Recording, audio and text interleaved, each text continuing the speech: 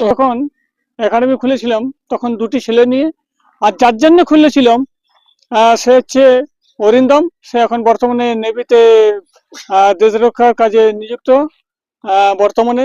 যাই হোক, তার মা, আমি গর্বিত যে তার মা আজ গ্রাউন্ডে পৌঁছেছে এবং চন্দনদের সঙ্গে একটা রিলেশন তাদের রয়েছে।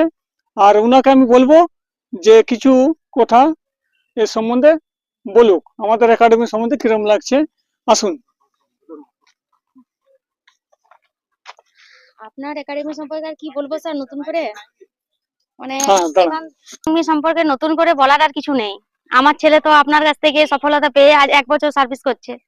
আরো আমার আরেকজন, আমার ধর্মপুত্র, সেও তো আমার এখান থেকে পেলো। আরো একজন সন্তান সম, বা আপনার ফেসবুক থেকে আমি অনেক অনেক ছবি দেখি, মানে দেখে আমার বাড়িতে বসে যখন দেখি আমার খুব ভালো লাগে।